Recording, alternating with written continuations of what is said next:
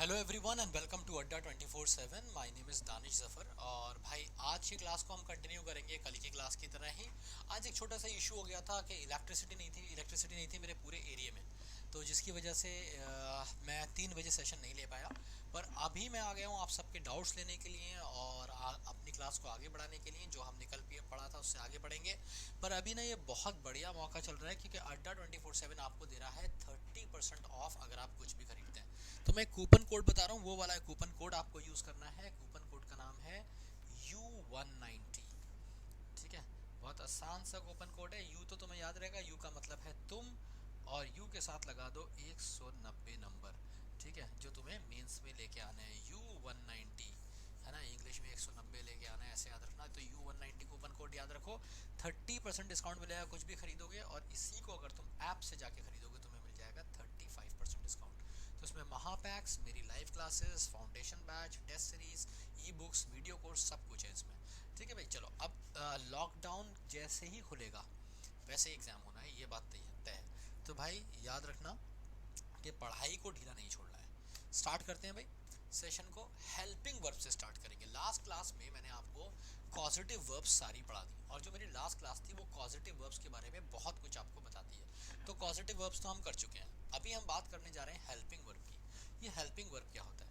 देखो, जो helping verb है ना, इसका एक और नाम होता है जिसको हम बोलते हैं ऑक्सिलरी वर्ब। ठीक है, अब ये होता क्या है, मैंने डेफिनेशन यहाँ पे लिखी है। क्या कह रहा है? Helping verb is a verb that precedes main verb in a sentence. Precedes का मतलब क्या होता है? जो पहले आता है। तो ये यूजुअली पहले आता है मेन वर्ब से। जैसे मैंने एक सेंटेंस लिखा, आई टॉक्ड टू हिम। अब इस सेंटेंस में कोई भी हेल्पिंग वर्ब नहीं है, एक ही वर्ब है। जब एक ही वर्ब होती है तो याद रखो वो हमेशा और हमेशा मेन वर्ब होती है। जब सेंटेंस में एक ही वर्ब होती है तो वो हमेशा मेन वर्ब होती है। जैसे मैंने कहा, आई वॉज अ स्टूडेंट। तो यहाँ पे वॉज क्या है? यहाँ पे वॉज हेल्पिंग वर्ब नहीं है, यहाँ पे मेन वर्ब है। क्यों? एक ही है। अगर कभी भी एक ही वर्ब है तो याद रखो वो हमेशा मेन वर्ब होगी। अब अगर मैं इसे हेल्पिंग वर्ब बनाना चाहूँ तो मुझे क्या करना पड़ेगा? अ helping verb is also called an auxiliary verb, and words में और may not separate a helping words from main verbs. ठीक है, तो कह रहा है कि हेल्पिंग वर्ब जरूरी नहीं है कि मेन वर्ब से आप अलग कर सकते हो। ये हेल्पिंग वर्ब मेन वर्ब के साथ आती ही है, और कभी कभी जरूरी नहीं कि उसके साथ लिखे।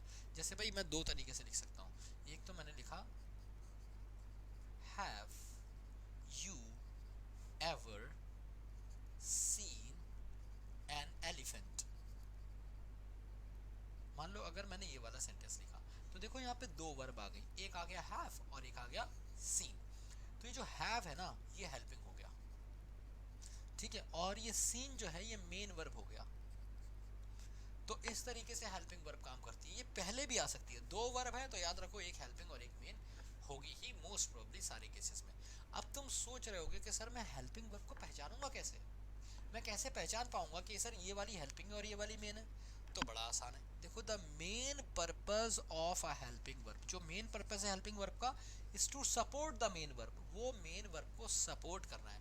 मेन वर्ब को सपोर्ट करने का क्या मतलब है? कि वो उसका मीनिंग बताता है। जैसे have you ever seen an elephant, क्या तुमने कभी कोई हाथी देखा है? ये मतलब है इसका। ठीक है, तो मेन बात क्या है? वो देखने की कर रहा है, देखने की मेन बात कर रहा है। तो जो लिटरल मीनिंग बताती है, एक्चुअल मीनिंग बताती है, वो कौन होती है? वो मेन वर्ब होती है। जो सपोर्ट करती है और जो सिर्फ टेंस बताती है। अब इस सेंटेंस का टेंस क्या है तुम्हें पता चल गया जी, प्रेजेंट परफेक्ट है, प्रेजेंट टेंस है। प्रेजेंट टेंस से कैसे पता? हैव यूज हुआ है। अगर ये सेंटेंस पास्ट का होता, यहाँ पे हैड यूज हुआ होता, तो हैड भी हेल्पिंग होता और हैव भी हेल्पिंग ही है। ठीक है, उस समय अगर मैं यहाँ पे हैड भी यूज करता तो वो भी हेल्पिंग ही होता। तो हैड और हैव दोनों कौन सी वर्ब्स हैं? दोनों हेल्पिंग वर्ब्स हैं। ठीक है, तो providing it the clear and meaning and they also identify the tense. ये मैंने आपको बता दिया कि टेंस भी बताते हैं सेंटेंस का। अब एक लिस्ट है मेरे पास वर्ब्स की। ठीक है, इनको देख लो, यही हेल्पिंग वर्ब होती हैं, इनके अलावा कोई हेल्पिंग वर्ब नहीं होती। देखो मैंने इन्हें कैसे डिफाइन किया, is, am, are, was, were, be, been, being, ये एक फैमिली है। ठीक है, ये पहली ऑक्सिलरी वर्ब है, ये हेल्पिंग वर्ब है जिसको हम कहते हैं बी। ठीक है, और ये बी की सारी फॉर्म्स है। देखो, is, am, are, was, were, be, been, ये सारी बी की फॉर्म्स होती हैं। तो बी क्या है? बी एक हेल्पिंग वर्ब है। ऐसी एक दूसरी हेल्पिंग वर्ब है, ये रही, हैज, हैव, हैड। ये ये कौन सी है? ये दूसरी हेल्पिंग वर्ब है। तो एक हेल्पिंग वर्ब होती है बी और एक हेल्पिंग वर्ब होती है हैव और उसकी फॉर्म्स। जी हाँ, इसमें हैविंग भी होगा बेटा, हैविंग भी आएगा इसमें। मैंने जैसे यहाँ पे बीइंग लिखा है ऐसे यहाँ पे हेल्पिंग भी, हेल्पिंग में हैविंग भी आएगा। अच्छा, इसके बाद हमें मिले would, should, can, could, may, might. ठीक है, इसमें विल भी आ जाएगा, शैल भी आ जाएगा, ये भी सारे हेल्पिंग वर्ब हैं। ठीक है, ये भी सारे हेल्पिंग वर्ब हैं और ये एक स्पेशल तरह के हेल्पिंग वर्ब हैं जिनको हम बोलते हैं मॉडल्स। ठीक है, अब मॉडल्स क्या होते हैं, कैसे काम करते हैं, कहाँ वुड लगना चाहिए, कहाँ कुड लगना चाहिए, कहाँ शुड लगना चाहिए, मस्ट और ऑट टू में क्या डिफरेंस है, इन सब को मैं तुम्हें बहुत डिटेल में पढ़ाऊंगा, है ना। ऑट टू भी आता है इसमें। इन सब को मैं तुम्हें बहुत डिटेल में पढ़ाऊंगा मॉडल्स की क्लास में। तो फिलहाल तुम्हें क्या याद रखना है कि भाई तीन तरह की हेल्पिंग वर्ब होती हैं, एक बी, एक हैव और तीसरी ये वाली डिड, डू, डस, ये तीसरी वाली है। ठीक है, तो एक हैव हो गया, एक बी हो गया और एक हो गया डू। ये तीन हेल्पिंग वर्ब हो गई मेन, 1 2 3। और ये शेल, शुड, कैन, कुड मैंने बताया ये वाले यहाँ से शुरू हुए, ये सारे हो गए कौन से, मॉडल्स। ठीक है, मुझे पूरी उम्मीद है कि तुम्हें समझ आ गया होगा। एक बार क्विक रिवीजन करा देता हूँ इसका 10 सेकंड से भी कम में। देखो भाई, ये वाला एक ग्रुप, पहला हेल्पिंग वर्ब जिसका नाम है बी, ये वाला दूसरा ग्रुप जिसका नाम है हैव, ये वाला तीसरा ग्रुप जिसका नाम है डू।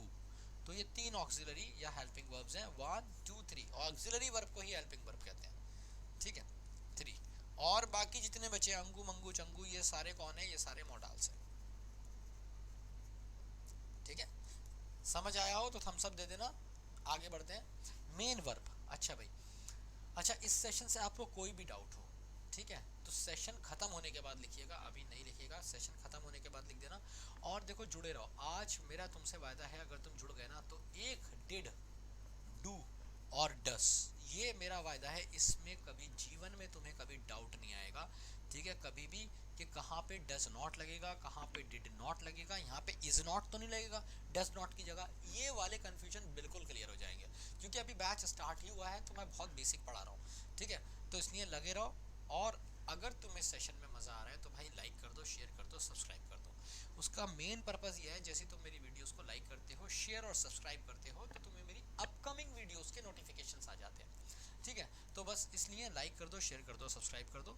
अच्छा, अब देखो ये मैंने आपको बताया था हेल्पिंग वर्ब के बारे में एक बात, कि ये मेन वर्ब की तरह भी काम करती है और हेल्पिंग वर्ब की भी। तो सवाल ये कि सर जब ये मेन वर्ब की तरह की काम करेगी तो क्या करेगी। ठीक है, जब मेन वर्ब, जब कोई भी वर्ब, याद रखो मैं सिर्फ डिड डू डस की बात नहीं कर रहा, कभी भी कोई भी वर्ब अगर मेन वर्ब की तरह काम करती है तो वो क्या बताती है, अपना लिटरल मीनिंग। लिटरल को आप प्यार से एक्चुअल भी बोलते हो, जो उसका सच में मीनिंग है वो बताती है। दूसरी चीज, can be used without helping as well. और दूसरी बात, ये जो है ना, ये can be use without helping as well, ये हेल्पिंग वर्ब के बिना भी यूज हो सकती है। आई रिपीट, मेन वर्ब बिना हेल्पिंग वर्ब के भी यूज हो सकती है। मैंने आपको पहले भी एग्जांपल देके दिखाया था। ठीक है, और आगे भी आपको एक एग्जांपल मिलेगा। देखो, शी रिसीव्ड दी मनी, एक ही वर्ब है, हेल्पिंग वर्ब आई नहीं इसमें। ठीक है, तो अब यहाँ पे मैंने क्या बताया कि जो मेन वर्ब है वो एक्चुअल मीनिंग बताती है और इसका इस्तेमाल can be use without helping verb as well. तो ये एक छोटी सी यहाँ पे प्रिंटिंग एरर हो गई है, इसलिए ये आगे ठीक नहीं जा रहा। Can be use without helping, can be used without helping as well, तो ये आगे क्या कर रहा है, indefinite tense except in future indefinite tense. अब देखो इसका मतलब क्या है, यहाँ पे कैन को हटा दो तुम और कैन की जगह कांट लिख लो। तो कांट का क्या मतलब है, कांट बी यूज्ड, मतलब मेन वर्ब जब भी कोई ऑक्सिलरी, ऑक्सिलरी का क्या मतलब है, ऑक्सिलरी का दूसरा नाम है हेल्पिंग। ध्यान से सुन लो, यहाँ वाले क्वेश्चन पे तुम्हें थोड़ा सा डाउट हो गया होगा, कंफ्यूजन आ गया होगा, अभी रिमूव कर देता हूँ। ये जो मेन वर्ब होती है ना, ठीक है, ये मैं किसकी बात कर रहा हूँ, ये मैं ऑक्सिलरी की बात कर रहा हूँ। मैं कह रहा हूँ कभी भी अगर कोई ऑक्सिलरी वर्ब या फिर हेल्पिंग वर्ब यूज होती है कैसे, मेन वर्ब की तरह, तो वो एक्सप्रेस करती है अपना लिटरल मीनिंग या एक्चुअल मीनिंग। अब लिटरल मीनिंग क्या होता है भाई, जैसे मैंने कहा रन, रन का मतलब होता है भागना, गो, गो का मतलब होता है जाना। ऐसे ही जब मैंने कहा डू, तो डू का मतलब क्या होता है, डू का मतलब होता है करना। ठीक है, तो ऑक्सिलरी वर्ब और हेल्पिंग वर्ब एक ही नाम है। जब ये मेन वर्ब की तरह काम करेंगे अपना एक्चुअल मीनिंग देंगे, और जब ये मेन वर्ब की तरह काम करेंगे तो एक बात और है, याद रखो, can't be used without helping. ठीक है, बिना हेल्पिंग वर्ब के ये यूज नहीं हो सकते, can't be used without helping. ठीक है, बिना हेल्पिंग वर्ब के ये यूज नहीं हो सकते। मेन वर्ब कोई भी बिना हेल्पिंग वर्ब के यूज नहीं होता। सिर्फ ऐसा कब होगा, इनडेफिनिट टेंस एक ऐसा होता है जहां पे ऐसा हो जाता है कि बिना हेल्पिंग वर्ब के यूज हो गया। जैसे शी रिसीव्ड द मनी, अब देखो यहाँ पे शी रिसीव्ड आया है, शी रिसीव्ड द मनी। ठीक है, यहाँ पे कोई हेल्पिंग वर्ब नहीं आया, क्यों नहीं आया, क्योंकि सेंटेंस कौन सा है, ये पास्ट इंडेफिनिट। ठीक है, ये पास्ट इंडेफिनिट है, तो इसमें हेल्पिंग वर्ब नहीं आया। तो मैंने बताया एक्सेप्टेंस कौन इंडेफिनिट में हमेशा आएगा, बट अगर मैं फ्यूचर वाला कर दूं तो उसमें नहीं आएगा। जैसे मैं कहूँ आई विल हेल्प यू, तो देखो विल आ गया, और विल मैंने भी बताया मॉडल है और वो भी एक तरह के ऑक्सिलरी होते हैं। ठीक है, तो सिर्फ क्या कर सकते हो, इनडेफिनिट टेंस तो ऐसे हैं जिसमें ऐसा होगा कि बिना हेल्पिंग वर्ब के सेंटेंस बन जाएगा, नहीं तो किसी और टेंस में बिना हेल्पिंग वर्ब के टेंस बनेगा ही नहीं, और उसी से आप टेंस पहचानते हो। जैसे देखो I have helped a dying man, I have helped a dying man, तो डाइंग मैन क्या पे यहाँ पे क्या है, एक हैव है और एक हेल्प्ड है, ये मेन वर्ब हो गई और ये हो गई आपकी हेल्पिंग वर्ब। ऐसे ही she was not listening to me, तो वॉज कौन सी वर्ब हो गई, हेल्पिंग वर्ब हो गई, लिसनिंग कौन सी वर्ब हो गई, मेन वर्ब हो गई। ठीक है, तो तुम ऐसा सेंटेंस ही नहीं ढूंढ पाओगे जो बिना हेल्पिंग वर्ब के हो। कब होगा, सिर्फ दो केसेस में ऐसा होगा, या तो सेंटेंस हो प्रेजेंट इंडेफिनिट, या फिर सेंटेंस होगा पास्ट इंडेफिनिट। सिर्फ प्रेजेंट इंडेफिनिट और पास्ट इंडेफिनिट के केस में ऐसा होगा कि जो सेंटेंस होगा वो बिना हेल्पिंग वर्ब के आपको दिख जाएगा, नहीं तो बिना हेल्पिंग वर्ब के कभी सेंटेंस नहीं आता। ठीक है, अब हम एक बार सिस्टमैटिक स्टडी करेंगे।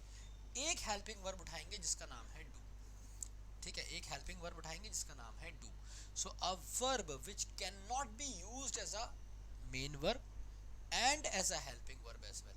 ठीक है, तो मैंने क्या बताया कि ऑक्सिलरी वर्ब क्या होती है, एक ऐसी वर्ब जो can be used main verb की तरह भी और हेल्पिंग वर्ब की तरह भी। अब इनमें से एक को उठा लिया, तीन चार बताई थी, डू को उठा लिया। डू को सिस्टमैटिकली स्टडी करते हैं। तो देखो डू के साथ क्या है, जहां भी तुम्हें दिख जाए डिड, जहां भी तुम्हें दिख जाए डू या डस, तो याद रखो जब ये मेन वर्ब की तरह यूज होगा। ठीक है, whenever a verb is used as a main verb, जब भी मेन वर्ब की तरह यूज होगा, it expresses its actual meaning. ये क्या बताएगा, अपना एक्चुअल मीनिंग बताएगा, कौन सा, लिटरल मीनिंग बताएगा। ठीक है, एक्चुअल या लिटरल मीनिंग बताएगा। जैसे I do it for your self, for my self, ऐसा मैंने अपने आप के लिए किया, तो करना बता रहा है, करना, वही तो भाई डू का मतलब क्या होता है, करना, वही एक्चुअल मीनिंग है। जैसे she does the task honestly, उसने काम ईमानदारी से किया, तो डज क्या बता रहा है, डज बता रहा है एक्चुअल मीनिंग। एक्चुअल मीनिंग क्या है, करना। ऐसे he did everything for your good, उसने सब कुछ तुम्हारे भले के लिए किया, तो डिड क्या बता रहा है, डिड बता रहा है करना, एक्चुअल मीनिंग बता रहा है। ठीक है, ऐसे डू योर कार, अब देखो ये वाले सेंटेंस में तुम कंफ्यूज नहीं होना। ठीक है, तुमने मूवीज में बहुत सारे सुने होंगे, do your car, do your hair, क्या मतलब होता है भाई, अपने बाल बना। ठीक है, अपने काम से काम रख, अपने बाल बना, अपनी कार साफ कर। जैसे फॉर एग्जांपल कोई तुम्हें डिस्टर्ब कर रहा है, ठीक है, खुद खुद क्या कर रहा है, खुद व्हाट्सएप पे चैटिंग कर रहा है, तुम पढ़ाई कर रहे हो, तुम्हें डिस्टर्ब कर रहा है, तुम क्या कहते हो, तुम कहते हो डू योर वर्क, भाई तू अपना काम कर। अब वर्क की जगह तुम कोई भी नाउन यूज कर लो, यहाँ पे वर्क जो है ये नाउन है, क्या मतलब है, डू योर वर्क, अपना काम कर, मुझे डिस्टर्ब मत कर। अब वर्क की जगह कोई भी नाउन यूज कर लो, डू योर कार, मतलब अपनी कार देख भाई, मुझसे मुझसे बात मत कर। ठीक है, या फिर डू योर हेयर, भाई अपने बाल बना, या फिर डू योर क्लोथ्स, मान लो कोई अपने कपड़े पहन रहा है या उन पे इस्त्री कर रहा है, आयरन कर रहा है, तभी भी आप कह सकते हैं डू योर क्लोथ्स, भाई अपने अपने कपड़ों से काम लग, अपने कपड़े देख। ठीक है भाई, समझ आ गया हो तो एक बार थम्स अप दे देना, ठीक है। और सेशन को लाइक करते रहो, शेयर कर दो, सब्सक्राइब कर दो, ताकि तुम्हें आने वाली सारी मेरी वीडियोस के नोटिफिकेशन मिल जाए, ठीक है। तो शेयर, सब्सक्राइब और लाइक करना नहीं भूलना। वो सारे बच्चे जो नए हैं एक बार शेयर, लाइक और सब्सक्राइब जरूर करो। कुछ और एग्जाम्पल भी दिया मैंने, डू योर फूड, कि भाई तू खाना खा, ठीक है, मेरे काम में दखल मत दे। ऐसे डू योर नोट्स, अपने नोट्स बना, ठीक है, मेरे काम में दखल मत दे। तो ये सारे के सारे नाउन आते हैं, और देखो एक ही वर्ब है, यानी ये मेन वर्ब है। तो ये थे डिड, डू, डस के यूजेस जब ये मेन वर्ब की तरह होगा। तो मैंने क्या बताया, 5 सेकंड में रिवीजन, क्या बताया कि डिड, डू, डस जब भी हेल्पिंग वर्ब की तरह, जब भी मेन वर्ब की तरह काम करेगा तो बताएगा अपना एक्चुअल मीनिंग। और इसका एक्चुअल मीनिंग क्या होता है, करना। और ये रहे मल्टीपल एग्जांपल्स आपके करने के। आगे बढ़ते हैं। अब देखो, याद रखो क्या कह रहा है, when did, do, does are used as helping verb. अभी आपने देखा मेन वर्ब की तरह, जब ये हेल्पिंग वर्ब की तरह इस्तेमाल होगा तो याद रखो अपने साथ हमेशा एक मेन वर्ब लेगा। क्या मतलब हुआ, जब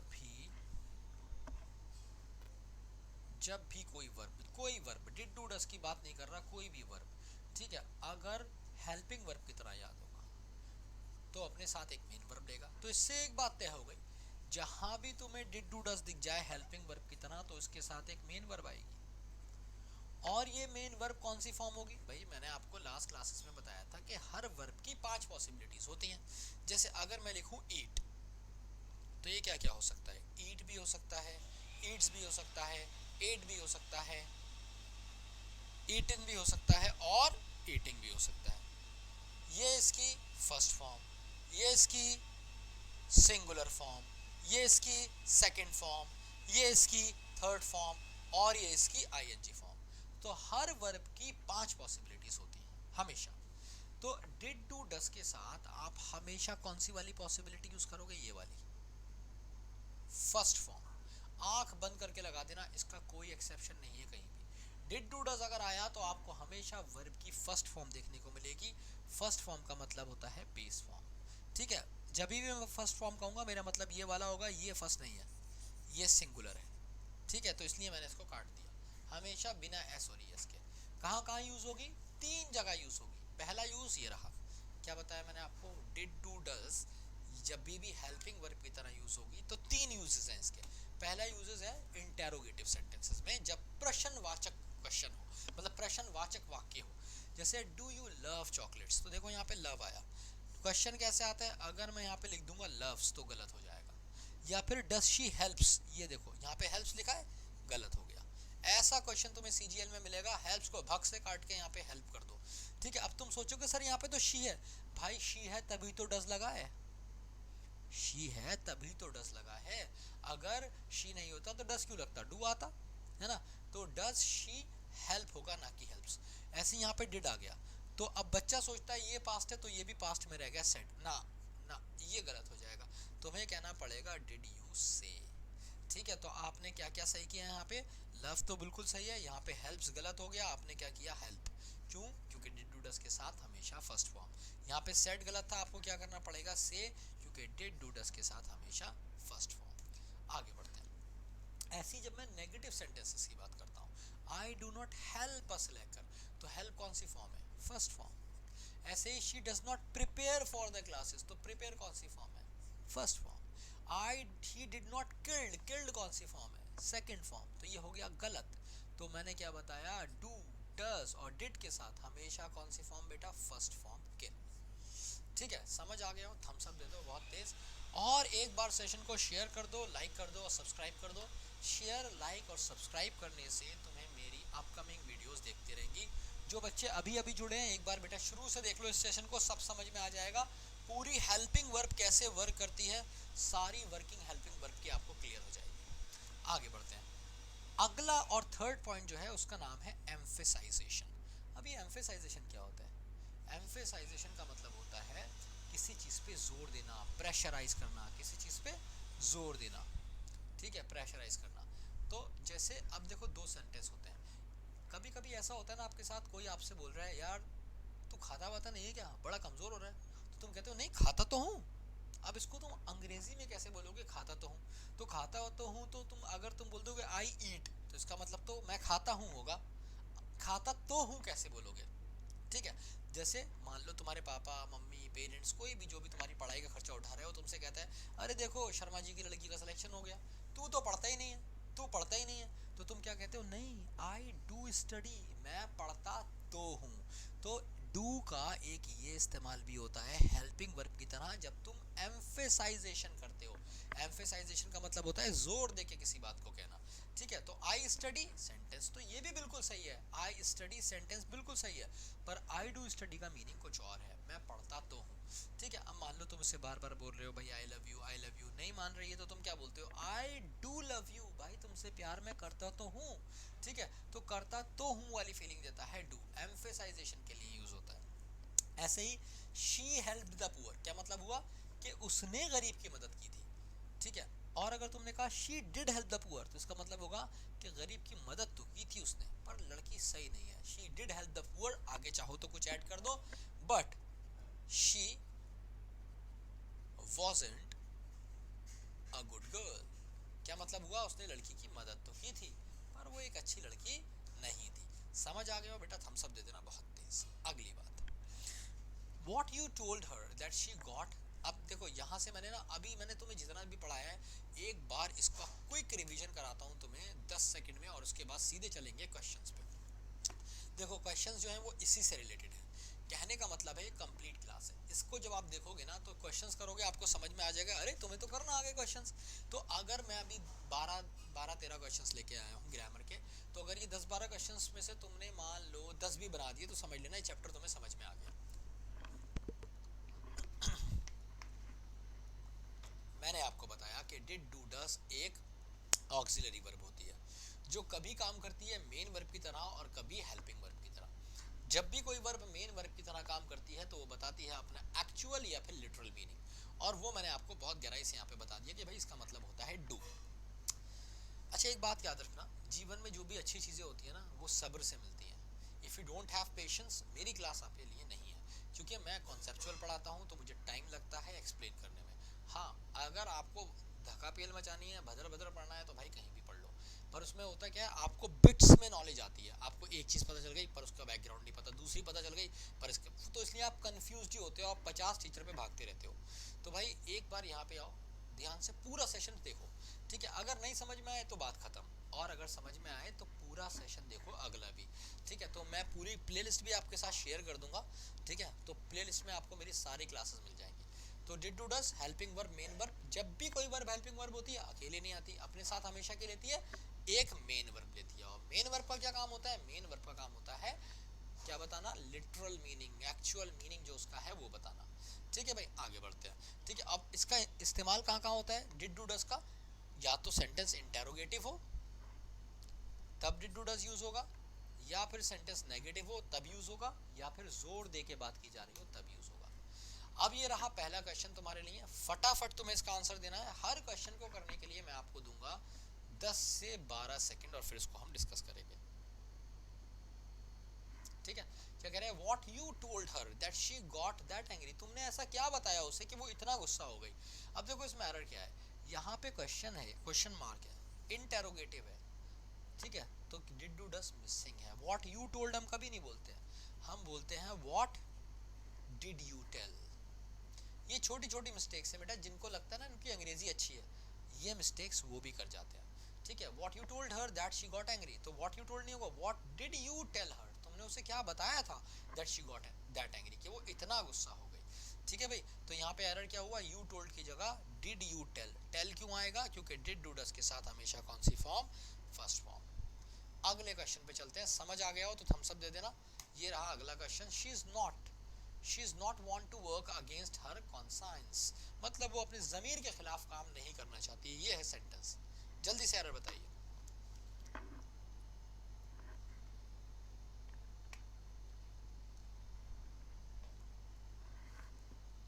जल्दी से बताइए, she is not want to work against her conscience. बहुत ही आसान क्वेश्चन है और बहुत सिंपल सा क्वेश्चन है। देखो भाई यहाँ पे शी इज लिखा है, शी इज का क्या मतलब है? She is.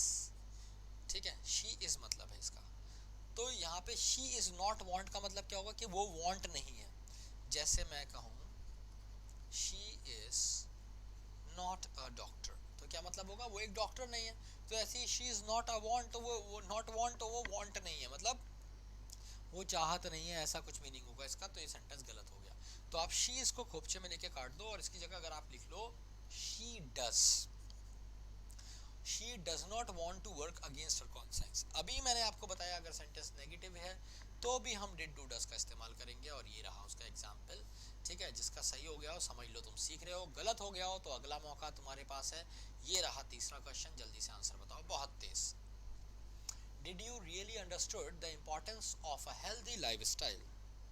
Did you really understood the importance of a healthy lifestyle? Let's see कौन बताता है। बेटा 10-10 सेकंड के क्वेश्चन है, एकदम आसान क्वेश्चन है। अच्छा, अगर किसी को मुझसे सब कुछ पढ़ना हो, बहुत डिटेल में पढ़ना हो, तो आप लोग मेरा बैच ले सकते हैं। बैच का नाम है फाउंडेशन बैच।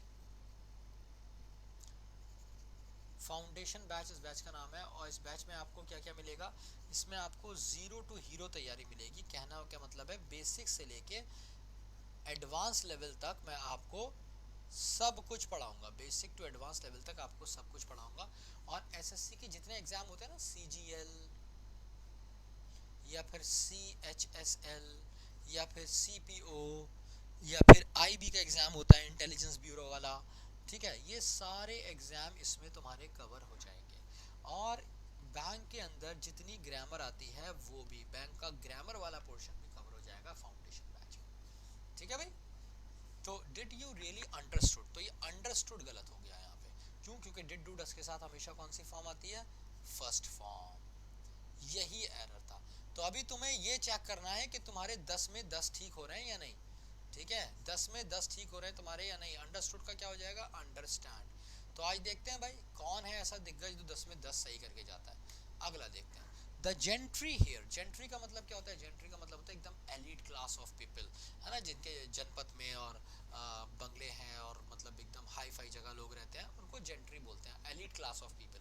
ठीक है, जेंट्री क्या होता है, elite class of people. Gentry here doesn't need a security guard. Everyone has a personal one. अब यहाँ पे क्या हुआ है, देखो does मैंने आपको बताया था सिंगुलर के साथ लगता है, और gentry हमेशा प्लूरल होता है। तो यहाँ पे क्या यूज करेंगे आप, does की जगह यूज करेंगे do। मतलब क्या होगा, gentry here do not need a security guard। gentry को यहाँ पे किसी security guard की जरूरत नहीं है। everyone has a personal one, सबके पास अपना एक गार्ड है। आगे बढ़ते हैं भाई। आसान सा क्वेश्चन था, इसमें बहुत ज्यादा नहीं था, बस इतना याद रखो कि जेंट्री प्लूरल होता है तो वर्ब भी प्लूरल रहेगा, तो डस की जगह डू आएगा। ये बताओ अगला क्वेश्चन। देखो जैसे आप आगे बढ़ोगे ना, 5-6 के बाद क्वेश्चन का लेवल ऊपर बढ़ता जाएगा। ठीक है, तो जो टिकेंगे क्लास में उन्हें मिलेंगे जबरदस्त क्वेश्चन। और तो भाई जल्दी में है तो चले जाओ, चक्कर में ना पड़ो। और भी बहुत कुछ है जीवन में सुंदर करने के लिए क्लास के अलावा। देखो, people do not want money and fame, many से that all they want does peace and blessing। अब देखो all they want तक तो सेंटेंस बिल्कुल सही है भाई, does क्यों लगा दिया, जरूरत ही नहीं है। all they want is, तो does और is से कंफ्यूज मत होना। is एक्शन नहीं बताती है, नो एक्शन। ठीक है, does में एक्शन बताती है, करना बताता है, करना। ठीक है, यहाँ पे all they want, वो जो भी चाहते हैं क्या है, is, वो क्या है, peace and blessings। ठीक है, अब यहाँ पे एक चीज और है, यहाँ पे पीस और ब्लेसिंग्स हैं, दो चीजें हैं, एक तो पीस है और एक ब्लेसिंग्स है। तो यहाँ पे इस भी गलत होगा। ऑल दे वांट की दो चीजें चाहते हैं, एक पीस और एक ब्लेसिंग्स, तो आर हो जाएगा। ठीक है, पीस एंड ब्लेसिंग्स आर हो जाएगा। समझ आया हो तो बेटा थम्स अप दे दो। आगे बढ़ते हैं अगले क्वेश्चन पे। She told me that she didn't hate him but she not like him as well. चलो छठा क्वेश्चन है, जल्दी से आंसर बताओ। उसी में से है जो मैंने तुम्हें पढ़ाया है, उसी में से है जो मैंने तुम्हें पढ़ाया है, आज जो पढ़ाया है उसी में से है। She told me that she did not hate him but she not like him as well। बहुत सिंपल है। She told me पास्ट हो गया, that she didn't hate him, उसने बताया कि मैं उससे नफरत नहीं करती। But she not, भैया does गायब है यहाँ से, but she does not, और जैसे does आएगा तो likes गलत हो जाएगा। She does not like him। अब ये कैसे हुआ, सीधी सी बात है। यहाँ पे मैंने आपको बताया कि सेंटेंस जब नेगेटिव होगा, अभी आज ही की क्लास में पीछे जाके अगर आप देखोगे बताया नेगेटिव सेंटेंस होगा तो डस, डू या डिड का इस्तेमाल होगा। डज डू या इट का, यहाँ पे क्योंकि शी है तो डज का इस्तेमाल होगा. She does not like him as well. समझ आया हो तो बताओ जल्दी से, कोई डाउट हो तो बेटा पूछते रहना. आगे बढ़ते हैं. ठीक है, आपका डाउट पूछने का बहुत बढ़िया तरीका है कि आप नीचे कमेंट बॉक्स में लिख दीजिएगा, मैं आपके डाउट देख लूंगा. ये लो भाई अगला क्वेश्चन, क्वेश्चन नंबर 7. थोड़े से क्वेश्चन बचे हैं, 5-6 क्वेश्चन. अपना स्कोर चेक करो और ये देखो क्या तुम बढ़िया स्कोर कर रहे हो या नहीं. अब देखो मैंने एक बात आपको इन्वर्जन वाली क्लास में पढ़ाई थी, एक चैप्टर मैंने पढ़ाया था इन्वर्जन. ठीक है, इन्वर्जन में जहाँ पे मैंने आपको बताया था कि वर्ब पहले आती है और सब्जेक्ट बाद में आता है. ये थोड़ा सा क्वेश्चन मैंने हाई लेवल का डाल दिया है. तो वर्ब पहले आएगी तो बेयरली they support a true cause, मुश्किल से वो सपोर्ट करते हैं. तो याद रखो जब भी कोई सेंटेंस बेयरली से स्टार्ट हो जाता है, हार्डली से स्टार्ट हो जाता है, ये पूरा ग्रुप है इनका, barely, hardly, rarely, no sooner, इनसे जब भी सेंटेंस स्टार्ट होता है तो इन्वर्जन लग जाता है. अब इन्वर्जन का मतलब क्या है कि पहले आ जाएगा वर्ब और फिर सब्जेक्ट. तो ऐसे केसेस में अगर सेंटेंस इनडेफिनिट है, ऐसे केसेस में जहां पे इन्वर्जन लग रहा है और वर्ब पहले आ रही है, सब्जेक्ट बाद में आ रहा है, वहां पे क्या होगा, वहां पे बेयरली के बाद डू लग जाएगा. बेयरली do they support a true cause, it's all dirty politics. समझ आया? उम्मीद है भाई समझ आया होगा. ठीक है, अच्छा एक अपना स्कोर आप काउंट करते रहना, लास्ट में एक बार जरूर बताना मुझे कि स्कोर कितना आया आपका आउट ऑफ 10. ठीक है, बेयरली do they support a true cause, ये थोड़ा सा टफ क्वेश्चन था. इसके लिए आप मेरी अगर इन्वर्जन वाली क्लास देख लोगे, प्लेलिस्ट में मिल जाएगी, इन्वर्जन पार्ट 1 देख लोगे, एकदम क्लियर हो जाएगा. चलो भाई 8th वाले का आंसर बताइए. She says that she did not ever cheat upon an innocent man. जल्दी से आंसर बताओ.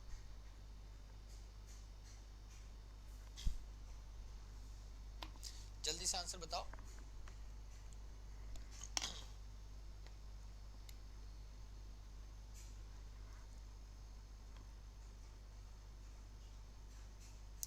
क्या कह रही है? शी सेज, वो कहती है, that she did not ever cheat upon an innocent man. वो कहती है कि उसने कभी नहीं चीट किया, कभी नहीं किया नहीं है. ठीक है, जब वो कहती है डिडंट, तो शी डिडंट की जगह गलत हो जाएगा, ये हो जाएगा शी डजंट. देखो पूरा सेंटेंस प्रेजेंट में है, ये प्रेजेंट, ये सब प्रेजेंट में है, तो यहाँ पे पास नहीं हो सकता. तो शी सेज, वो कहती है, that she doesn't ever cheat upon an innocent man, वो कभी भी किसी ईमान सीधे आदमी को चीट नहीं करती है. तो बहुत सिंपल था, ये तो टेंस का एरर था. ठीक है, फिर भी बहुत सारे बच्चे इस पे कंफ्यूज हो जाते हैं और ये पूछा गया क्वेश्चन है. ठीक है, ये पूछा गया क्वेश्चन है आपके सीपीयू के एग्जाम में. चलो आगे बढ़ते हैं. क्वेश्चन नंबर 9, जल्दी से आंसर बताइए. The pyramids in Egypt are no wonder a piece of beauty, however they don't made 100 years ago. जल्दी से बताइए. कह रहे हैं कि जो पिरामिड्स हैं इजिप्ट के, वो सीधी सी बात है, सही बात है कि पीस ऑफ ब्यूटी, वो बहुत सुंदर हैं. हालांकि दे don't made a 100 years ago. कह रहे हैं कि जबकि वो 100 साल पहले नहीं बने हुए हैं, वो हजारों साल पहले बने हुए हैं. ये मतलब है सेंटेंस का. अब देखो यहाँ पे क्या हुआ है, ये सही है. The pyramids in Egypt no wonder a piece of beauty. ठीक है, कोई हैरत वाली बात नहीं है कि वो सुंदर है. हाउएवर, हालांकि, दे डोंट, ये से काट दो, दे आर मेड कर दो, they are made 100 years ago, या फिर दे आर इट. यहाँ पे क्या हुआ है कि डोंट किसी भी तरीके से यहाँ पे नहीं आ सकता. यहाँ पे आरंट भी आ सकता है और आर भी आ सकता है. आरंट लगाओगे तो सेंटेंस नेगेटिव हो जाएगा, आर लगाओगे तो पॉजिटिव रहेगा, दोनों में मीनिंग बदल जाएगा. क्या मतलब हो जाएगा, जो पिरामिड है इजिप्ट के, वो हैरत की बात नहीं है कि सुंदर है, जबकि यहाँ पे हावर के क्या मतलब है, जबकि they are made 100 years ago, ये 100 साल पहले ही बने हैं. तो आर बहुत अच्छा नहीं जा रहा है, इसलिए बेस्ट क्या होगा, आरंट होगा. ग्रामेटिकली तो जा रहा है, कॉन्टेक्सचुअली गलत हो रहा है.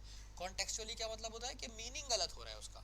ठीक है, इसलिए हम आर को काट देंगे और आरंट करेंगे. However they aren't made 100 years ago, वो सिर्फ 100 साल पहले नहीं बने हैं, हजारों साल से हैं, तब भी आज वो वंडर लगते हैं. ठीक है, ये मतलब इस सेंटेंस का मतलब, ये चीज इतनी पुरानी है फिर भी सुंदर है, ये मतलब है. चलो भाई 10th वाला बता दो, ये तो बहुत आसान है. Sharks don't bite, they just do tear their enemies apart. ठीक है, इसका मतलब क्या है कि शार्क्स जो हैं वो अपने दुश्मन को काटती नहीं है. दे डोंट बाइट, काटती नहीं है, वो उनको दो पार्ट्स में अलग अलग कर देती हैं, फाड़ देती हैं दो पार्ट्स में अलग अलग। तो बहुत सिंपल है, sharks don't bite, they just do की जरूरत ही नहीं है, they just tear their enemies apart. ठीक है, तो यहाँ पे एम्फेसाइजेशन के लिए डू लगाया गया है, बट इसकी जरूरत नहीं है यहाँ पे कोई एम्फेसाइजेशन देने की। दे जस्ट डू टीयर, वो फाड़ती तो है, ये वाला मीनिंग नहीं दे रहा, तो डू यहाँ पे गलत है। जिन बच्चों को यहाँ पे नो एरर लगा है उन सभी का गलत हो गया है। ठीक है, अगर आपको, ठीक है, अगर आपको समझ आया हो तो नीचे बताएंगे आप मुझे। 11th क्वेश्चन देखिए, moving ahead in life I have realized that people do help us however we are cynical। देखो cynical का क्या मतलब होता है? cynical का मतलब होता है जिसको लगता है कि everyone is selfish। cynical is someone who thinks that everyone is selfish। हर कोई जो है ना वो मतलबी है, जिसको ऐसा लगता है वो cynical होता है। तो कह रहा है मूविंग अहेड इन लाइफ, जिंदगी में आगे बढ़ते हुए, आई हैव रियलाइज्ड, मैंने रियलाइज करा, that people do help us, लोग हमारी मदद करते तो हैं, बिल्कुल सही है, लोग हमारी मदद करते तो हैं, हालांकि we are however we are cynical, पर हम लोग कौन है, हम कौन है, हम सिनिकल है। सिनिकल कौन होता है? Who thinks that everyone is selfish. तो सेंटेंस में क्या एरर है? सेंटेंस में कोई एरर नहीं है, ये जाएगा नो एरर। जिसको एरर लग रहा हो वो मुझे कमेंट करके बताए, मैं बताता हूँ कि यहाँ पे क्यों कोई एरर नहीं है। यहाँ पे डू क्या बता रहा है, ये अभी मैंने आपको पढ़ाया है आज ही की क्लास में एम्फेसाइजेशन के बारे में, ये एग्जैक्टली वही बता रहा है। ठीक है भाई, चलो आगे बढ़ते हैं। क्वेश्चन नंबर 12 के बारे में बताओ जल्दी से, टाइम वेस्ट नहीं करना है, एक मिनट भी, एक सेकंड का भी टाइम वेस्ट नहीं करना है तुम्हें। ठीक है, जल्दी जल्दी पढ़ो। अगर इस सेशन से कुछ भी डाउट हो तो मुझसे पूछ सकते हो, और अगर सेशन में तुम्हें मज़ा आ रहा है तो तुम देखो, मेरी जो क्लास का टाइम है ना वो ये वाला है, 3 से 3:45 डेली। पर आज क्या हुआ, इस टाइम इलेक्ट्रिसिटी गायब थी, तो इलेक्ट्रिसिटी गायब थी तो इसलिए मुझे इस टाइम आना पड़ गया, इतना लेट पढ़ा रहा हूँ, मतलब दूसरे टाइम पे पढ़ा रहा हूँ क्लास को। ठीक है, तो एक बार देखो ज़रा सा, love doesn't all, love doesn't all about, नहीं, यहाँ पे डजन एक्शन हो ही नहीं रहा है, तो हमें कहना पड़ेगा लव इजंट ऑल अबाउट। ठीक है, प्यार सिर्फ रोमांस और अच्छी बातें नहीं है, it's all about loving and nothing. तो इसका मतलब सिर्फ लविंग से और नथिंग से है, मतलब कहने का मतलब है कि love is not all about romance and goodness, love सिर्फ रोमांस और गुडनेस का नाम नहीं है, ये किसका नाम है, प्यार करने का, और किसी चीज़ का नहीं, और कुछ नहीं है, सिर्फ loving is all about loving and nothing else, ये मतलब है इसका। तो यहाँ पे आपको डजन में से ये लव में से लव के बाद डजन काट दो, क्योंकि ये कोई सेंस नहीं दे रहा है। यहाँ पे लिटरल मीनिंग डू आता है ना, तो करने से थोड़ी है, प्यार करना ऑल अबाउट, ये हिंदी ट्रांसलेशन होता है जो हम डे टू डे लाइफ में गलतियाँ कर जाते हैं। तो इज नॉट हमें बोलना पड़ेगा, मतलब इजंट। ठीक है, आगे बढ़ते हैं भाई। जिसने सेशन नहीं देखा है पुराने सेशन जरूर देख लेना, और आज का सेशन देख लेना। आज बात करेंगे सारे वन वर्ड सब्स्टिट्यूशन पे। हर क्लास में ना मैं आपको वोकैबुलरी कराता हूँ, अगर आप देखोगे मेरी 3 से 3:45 वाली क्लास, तो हर क्लास में मैं आपको वोकैबुलरी कराता हूँ। तो स्केप गोट क्या होता है? स्केप गोट का मतलब होता है भाई बलि का बकरा, मतलब इजी टारगेट। बाकी जितने, देखो इनोसेंट भी कह सकते हो, पर इनोसेंट आप तब कहते जब इजी टारगेट आपके पास नहीं होता। तो इजी टारगेट आपके पास ऑप्शन है, तो आप स्केप गोट के लिए लगाओगे इजी टारगेट। ठीक है, क्लेवर थीफ से कोई मतलब नहीं है। फेंट का मतलब क्या होता है? धोखा देने वाला। ठीक है, जो डिसीव करता है, डिसीट, जो धोखा देता है। ठीक है, आगे बढ़ते हैं। अनडेसिफरेबल, कौन बताएगा भाई अनडेसिफरेबल का मीनिंग? ये वो वर्ड हैं जो अगर आप न्यूज़पेपर पढ़ते हैं, अगर आप मैगजीन पढ़ते हैं तो बहुत कॉमनली यूज़ होते हैं, और जो रीडिंग करते हैं उनको ये वर्ड पता ही होते हैं। तो अनडेसिफरेबल, और ऐसे ही वर्ड आपको जो CHSL का आपका लेटेस्ट एग्जाम लगा हुआ है जो बहुत जल्दी होने वाला है लॉकडाउन खुलते ही, ठीक है, तो उसमें ऐसे वर्ड्स बहुत कॉमनली पूछे गए हैं। तो डेसिफर का मतलब क्या होता है? डेसिफर का मतलब होता है ट्रांसलेट करना। तो अनडेसिफरेबल का मतलब होता है जिसको कोई ट्रांसलेट नहीं कर सकता हो, that can not B translated. ठीक है, उसको बोलते हैं अनडेसिफरेबल। ठीक है, बाकी सारे गलत हो जाएंगे। रेमिडियल से कोई मतलब नहीं है, रेमिडियल अननोन, बाकी सारे गलत हैं। डी आंसर हो जाएगा। अगला क्वेश्चन देखते हैं, डाइडैक्टिक ये क्या होता है? What do you understand by the word didactic? देखो जो वर्ड ना डाइडैक्टिक, इसका मतलब होता है आप अगर रीडिंग कॉम्प्रिहेंशंस पढ़ते हैं तो लिखा होता है the tone of the passage is didactic. तो जो टोन है पैसेज की वो डाइडैक्टिक है, मतलब मतलब इंटेंटेड टू टीच, वो कुछ आपको सिखाना चाह रहा है। तो डायडेक्टिक का मतलब क्या होता है, जैसे ये जो ट्यूटोरियल्स है मेरा, ये जो ट्यूटोरियल है मेरा, जो मैं पढ़ा रहा हूँ, ये जो क्लास है मेरी, ये कैसी क्लास है, डाइडैक्टिक है। डाइडैक्टिक क्यों है, क्योंकि मैं आपको सिखाना चाह रहा हूँ डिड, डू और डस के सारे यूसेज। ठीक है, समझ आएगा बेटा तो बताना मुझे। अच्छा, बोरिंग भी गलत है, बाकी सारे ऑप्शन गलत हैं। डिजाइन टू मेक अंडरस्टैंड नहीं होगा। याद रखो डायरेक्ट का हमला मतलब हमेशा और हमेशा टीचिंग से होता है, रिलेटेड टू टीचिंग नहीं है। इंटेंटेड टू टीचिंग, इंटेंटेड का क्या मतलब है, जिसका मकसद ही सिखाना हो उसे डायरेक्टिक बोलते हैं। ठीक है, ऐसी कोई चीज, ऐसी कोई बुक, ऐसा कोई टीचर, ऐसी कोई बात जिसका मतलब आपको सिखाने से हो उसे डायरेक्टिक बोलते हैं। चलो भाई, पेनेशिया, ये तो पता होगा। पेनेशिया तो बहुत सारे लोगों को पता होगा, बहुत ही कॉमन वर्ड है, बार बार पूछा गया है सीजीएल में और बाकी सारे एग्जाम्स में।